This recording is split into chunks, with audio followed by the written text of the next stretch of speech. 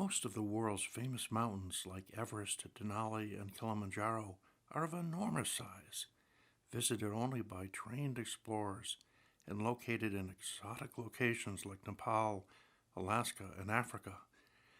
But there are other mountains that are famous for the opposite reason. They are close to civilization and can be climbed by average people without Sherpas or expensive equipment. Such a mountain is New Hampshire's Mount Monadnock. While professional mountain climbers scoff at anything shorter than 4,000 feet, Monadnock at 3,165 feet is the most climbed mountain in North America and one of the three most frequently climbed mountains in the world.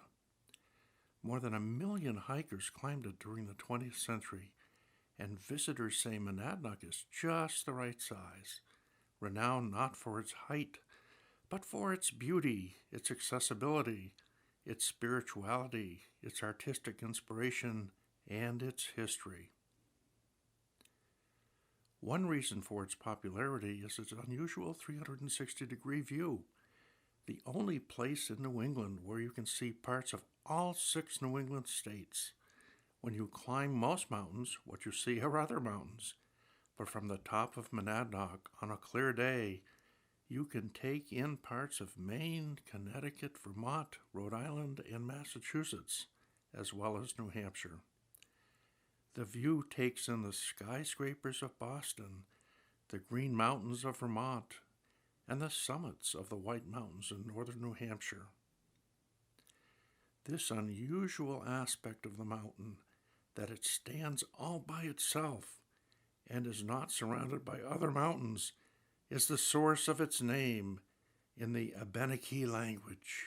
Monadnock is so close and yet so far away. It takes us about 40 minutes to get there. It takes a couple of hours to climb up, a couple hours to climb down, 40 minutes back. So it takes about a half day in all. It still has its challenges. We've hit extreme heat, extreme cold, extreme winds up there. When we get to the top, you're just on top of the world. You can see Boston and the Quabbin and some days Mount Washington.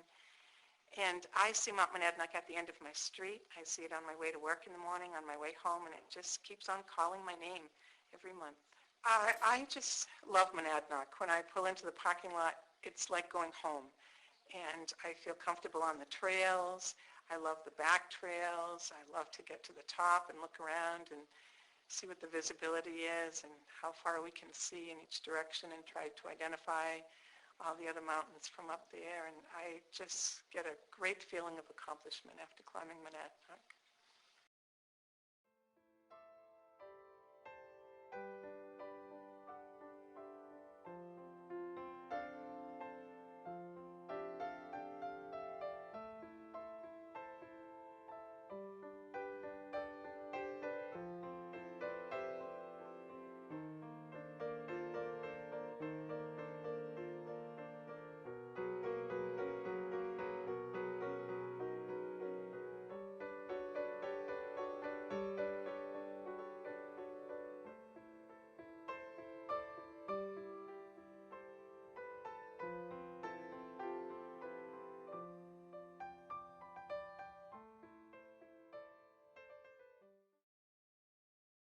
In a natural setting, which happens to be the summit of Mount Monadnock.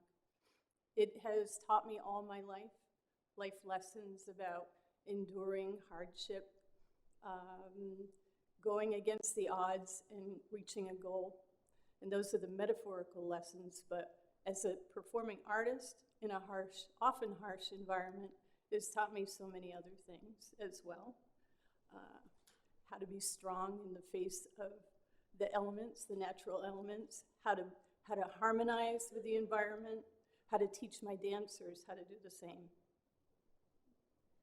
And in that, you develop a deep relationship with it on a spiritual level, on a physical level, and on a psychological level. It's a trusting give and take, and it really feels quite like a dialogue.